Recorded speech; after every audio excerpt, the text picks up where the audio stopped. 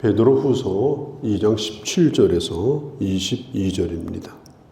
베드로후서 2장 말씀은 거짓 선지자, 또 이단에 빠진 사람들, 그들에 대한 하나님의 심판, 또 그들은 과연 지금 어떤 특징을 가지고 있는가, 또 그들의 마지막 그 최후는 어떻게 될 것인가 계속해서 말씀을 하고 있습니다.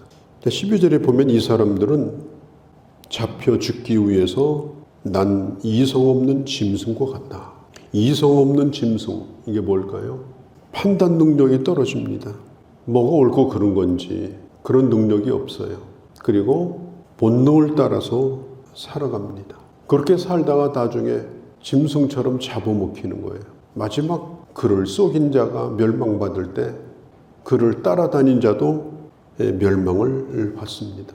그러니까 이단에 빠진 사람들은 뭐하고 똑같은가 하면 그냥 홀려서 사는 거예요. 낚아채가지고 계속 의식화 교육을 시켜가지고 자기 정신이 없는 거예요.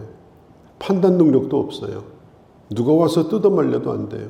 가장 불쌍한 사람이 이단에 빠진 사람입니다. 나중에 정신을 차리고 나면 다 망가지고 마는 거죠. 사람이 참 존귀한데 잘못하면 멸망하는 짐승처럼 될 수도 있어요. 그런데 시편 49편 20절이면 이렇게 말해요. 어떤 사람이 그렇게 되느냐? 깨닫지 못하는 사람. 깨닫지 못하는 사람은 멸망하는 짐승과 같도다. 건강한 이성을 가지고 사는 건 참 중요합니다. 건강한 이성, 건강한 생각, 건강한 판단 능력, 그걸 가지고 사는 게 참 중요해요. 이게 이성이 병들어 버리면 신앙도 병들어요. 생각이 병들어 버리면 옳고 그름도 다 잊어버리고 말아요. 이렇게 되지 않으려고 하면은 우리가 늘 성령 안에서 살아가고 하나님의 말씀 안에서 살아가고 바른 생각이 자기를 지배하도록 주님 안에서 다스림을 받는 생활을 하는 게 중요합니다. 참 얼마나 끔찍한 일입니까? 이런 사람들은 본래 잡아먹히기 위해서 죽기 위해서 존재하는 이성 없는 짐승과 같다. 그냥 흔한 말로 다 털리게 되어버리고 나중에는 큰 후회만 남게 되는 그런 사람들이 지금 얼마나 많습니까? 오늘 여기 보면은 불의의 값으로 불의를 당하며 이 13절에 불의의 값으로 불의를 당한다. 이 말은 이단은 속이는데 능수능란합니다. 신천지 같은 데는 그걸 모략이라고 그래요. 모략을 써야 된다. 계속 가르쳐요. 그러니까 이 사람들은 거짓말하는 거, 사람들을 속이는 것을 아무 일도 아닌 것처럼 그렇게 여깁니다. 그런데 그 사람 자신도 썩고 있는 거예요. 뒤에서 누군가에게 또 조종을 당하고 있는 거예요. 그러니까 남을 속이면서 또 뒤에는 그 사람을 속이는 몸통이 또 있는 거예요. 속이기도 하고 속임을 당하기도 하고 13절에 낮에는 연락을 기쁘게 여기며 밤에까지 지속이 되어집니다. 계속해서 거기에서 빠져나오지 못하도록 사람을 조종합니다. 그들의 무리들이 먹고 노는 건 거룩한 교제가 아니에요. 마치 술을 먹고 마시고 취하여서 그렇게 노는 것하고 똑같은 거예요. 이단의 무리들이 하는 교제는 그러니까 처음에는 기가 막히게 좋죠.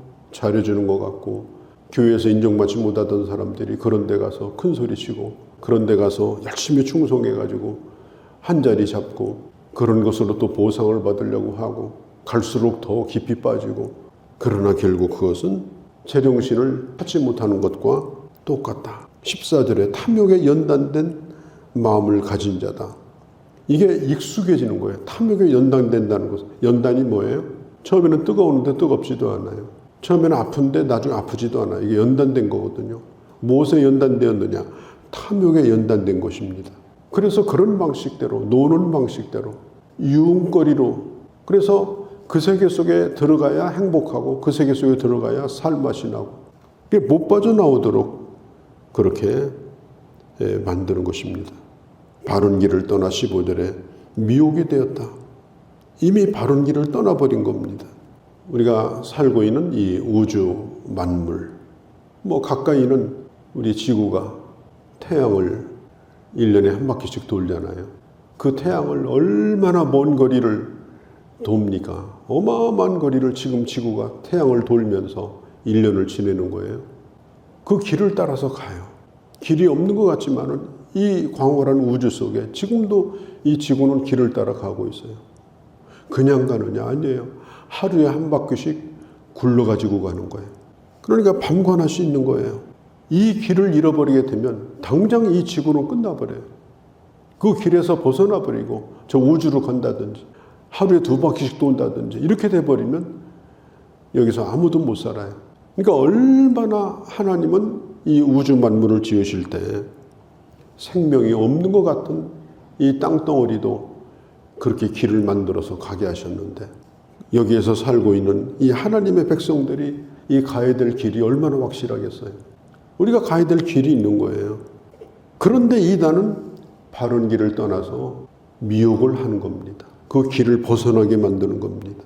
어제 천사 얘기를 했습니다마는 천사는 영적인 존재고 참 귀한 존재죠. 하나님을 섬기고 성도를 섬기는 일입니다. 그런데 거기서 벗어났어요. 길에서 벗어나니까 뭐가 돼요? 악의 원조가 되고 사탄의 원조가 된 거 아니에요. 우리의 삶이라고 하는 건 지겨운 것 같아도 반복되는 것 같아도 우리가 가야 될 길을 잘 걸어가는 것, 어제 갔던 그 길을 또 잘 걸어가는 것, 이게 아주 중요하고 신앙생활은 특별히 그렇게 하는 것이 중요한 것입니다. 이 발람의 길이라는 게 나와요. 15절 16절에 광야 생활이 거의 다 마쳐갈 때 40년 채울 때에 그때 요단강을 건너기 전에 이제 모압이라는 요단강 강가에 있어요. 그 발락이라는 왕이 그 발람이라는 선지자를 매수했어요. 돈으로 매수했어요. 그래가지고 이스라엘을 저주해달라고 청탁을 넣었는데 그거 하러 가다가 나귀가 타고 가던 나귀가 하나님의 사자가 그 앞을 가로막는 걸 보고 이리 뛰고 저리 뛰니까 이 발람이 하는 얘기가 이 짐승이 미쳤다. 자기가 미친 줄은 모르고 짐승들은 미쳤다고 그랬어요. 그래서 갈까 말까 이렇게 하다가 집에 돌아갔다가 욕심이 또 생기니까 또 갔어요. 그래서 결국은 나중에 그 욕심을 버리지 못하고 이스라엘을 저주의 길로 몰아넣습니다. 수많은 장정들을 죽게 만들고 우상에 빠지게 만드는 그런 일이 있었습니다. 지금도 이 이단은 발람의 길로 걸어갑니다. 자, 그들의 상태에 대해서 17절에 나오는데 이 사람은 물 없는 샘이요. 얼마나 목이 마른지 죽을 것 같아요. 그런데 이 사람이 샘을 발견했어요. 목을 축이겠구나. 그리고 가봤는데 물이 없어요. 이단이 그렇다는 거예요. 이단은 물을 줄 것 같고 시원하게 해줄 것 같고 그 목마름을 채워줄 것 같고 그래서 다 모이게 만들고 찾아오게 만들고 그런데 뚜껑을 열어보니까 없어요. 이 거짓 선지자 이단의 특징이 뭐냐? 물 없는 셈이다. 내용이 없어요. 진리가 없어요. 모양은 아주 그럴듯하고 사람을 시원하게 만들 것 같은데 성경에 있는 대로 생수의 근원이신 예수 그리스도 하나님의 은혜를 떠난 자들이기 때문에 결국 그들은 영혼을 채워주지 못합니다. 다 메마르게 만들어서 망하는 길로 가게 만드는 거예요. 또 17절에 보면은 광풍이 밀려가는 안개와 같다. 이 안개 속에 있을 때는요, 다 뭔가 신비로워요. 뭔가 있는 것 같고. 그런데 나중에 안개가 다 거치고 나니까 아주 험악하고 무서운 본색이 다 드러나는 겁니다. 뭐 있는 것 같아요, 꼭. 아주 교묘하게 심리적으로 이용을 해서 그렇게 신비롭게 만들지만 아무것도 없다. 흉한 몰골만 드러나게 되어진다. 또 허탄한 말을 통하여서 사람들을 미혹합니다. 18절에 허탄한 말, 허탄한 자랑. 우리가 이렇게 사람을 대할 때 뭐 자기가 뭐 온갖 은사를 다 받은 것처럼 온갖 체험을 다 받은 것처럼 매일 뭐 천국 갔다 오는 것처럼 그런 얘기를 하고 다니는 사람은 정말 조심을 해야 될 사람이에요. 눈만 감으면 뭐든지 다 볼 수 있다고 주장하고 저도 그런 데 가봤거든요. 시골에 있을 때. 그것도 보니까 밤에 몰래 가더라고요. 예배 끝나고 수요일인데 목사님 이제 사택에 들어가시고 집사님들끼리 몇 명 모였는데 그 집사님들 가운데 우리 어머니 집사님도 거기 있었어요.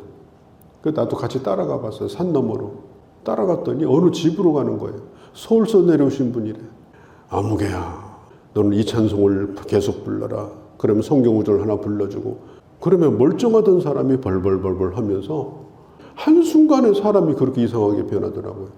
그리고 그 다음 주일날 보니까 아무 일 없었다든지 또 와서 예배를 드려요. 내가 어리고 젊을 때지만 예언교회 준다고 하는 사람은 특징이 뭐냐면 점쟁이하고 똑같습니다. 언제나 반말을 해요. 왜? 자기가 권위가 있으니까. 쏘고면 안 됩니다. 한때 그런 일을 겪었다 하더라도 두 번은 안 됩니다. 왜? 그것은 신앙생활을 다 망가뜨리고 자기 영혼을 팔아먹는 거예요. 자기 영혼을. 허탄한 자랑을 하는 사람. 내가 꿈에서 보았는데, 내가 어제 기도하다가 느꼈는데, 예? 뜬금없이 그러면서 겸손하지 못한데 어떻게 성령이 그 안에 역사합니까? 겸손하지 못한 사람이 어떻게 하나님의 사람이 됩니까? 자, 오늘 여기 보면은 이 자유에 대한 얘기도 나오는데요. 자유를 준다 하여도 이 19절에 자유를 준다 하더라도 이 말은 뭐냐? 하나님이 주신 자유가 얼마나 귀해요. 그래서 야고보서에 보면 이 하나님의 말씀은 자유의 율법이라고 했거든요. 기쁨으로 내게 주신 자유를 가지고 순종하고 이렇게 살아야 되는데 그렇게 살지 못하고 이 자유를 가지고 자기 마음대로 살아가지고 나중에는 이긴 자는 진자의 종이 되어집니다. 자유를 가지고 이겨야 되잖아요. 근데 그 자유가 방탕으로 흘러서 나중에는 종이 되어지고 오늘 성경에 있는 대로 20절 후반에 형편이 나중에는 더 훨씬 더 나빠지더라. 도를 안 후에 그것을 저버리면 도리어 더 나빠진다. 몰랐던 것이 더 낫다. 실제로 우리 주변에 보면 한때 교회 다니다가 천주교로 가는 사람, 불교로 가는 사람, 그러니까 교회를 열심히 나왔지만 하나님도 진리도 만나지 못하고 이 사람은 교회 와서도 종교 생활을 한 거예요. 그러니까 종교를 바꾼 거예요. 왜? 종교 생활을, 교회는 종교 생활을 하는 데가 아니에요. 하나님을 섬기는 것이고 하나님을 만나는 것이지. 그러니까 더 그럴듯한 종교에 빠지게 되는 겁니다. 그래서 나중에는 가서 보면 무슨 불교 신도의 회장 이런 거하고 앉아 있는 거예요. 참 무서운 일이죠. 주변에서 그런 일이 실제로 일어납니다. 항상 오늘 바른 이성을 가지고 생각을 가지고 성령의 주장을 받는 이런 신앙생활을 하는 것이 참 중요하다는 겁니다. 그 뒤에 보면 22절에 속담 얘기를 해요. 개가 돌아가고 돼지가 도로 두었다. 개가 돌아가고 돼지가 도로 두었다. 이 돌아가는 것은 옛날로 돌아가는 거예요. 옛날로. 조금 뭘 열심히 하다가 옛날로 다시 돌아가요. 그런 신앙생활을 하지 말라. 그것은 짐승이 하는 일이다. 짐승이 하는 일이다. 유명한 스토트 밀이라고 하는 사람이 한 말이 배부른 돼지보다는 배고픈 인간이 낫다. 현실에 만족한 바보보다는 생각하고 사는 소크라테스가 낫다. 그런 얘기를 했어요. 우리는 먹여주고 입혀주고 배가 불러서 행복한 자가 아닙니다. 그러니까 우리나라 어떤 공무원이 국민들은 개돼지라고 그랬어요. 얼마 전에 한 얘기예요. 고위공무원이. 그러니까 국민들을 뭐 돈 나눠주고 뭐 퍼주고 이래가지고 짐승 사육하듯이 사육을 하는 거예요. 자꾸 불평하고 또 뭐에 있으면 확 풀어서 또 입에다 물려주고. 국민은 사육하는 존재가 아닙니다. 국민은 참 자유를 누리고 인간성을 존중해주고 미래의 희망을 가지고 살 수 있도록 해줘야 되는데 지금 현실이 그렇지를 못해요. 하냐는 짓이 뭐냐? 사람을 개, 돼지처럼 사육하는 거예요. 그렇게 되지 않으려고 하면 우리가 바르게 정신을 차리고 사회생활을 하는 것도 그렇고 신앙생활을 하는 것도 그렇고 참 건강하게 사는 것이 얼마나 중요한가 하는 걸 우리에게 오늘 가르쳐주고 있는 것입니다. 거룩하신 우리 아버지, 오늘도 주의 말씀을 들었습니다. 이단과 사이비에 빠지는 것이 얼마나 사람을 망가뜨려 놓는지 우리가 잘 배웠으니 진리를 따라서 늘 성령 안에서 주의 말씀 안에서 건강한 길을 끝까지 걸어가는 저희가 되도록 은혜 베풀어 주옵소서. 우리 주 예수님의 이름으로 기도하옵나이다. 아멘.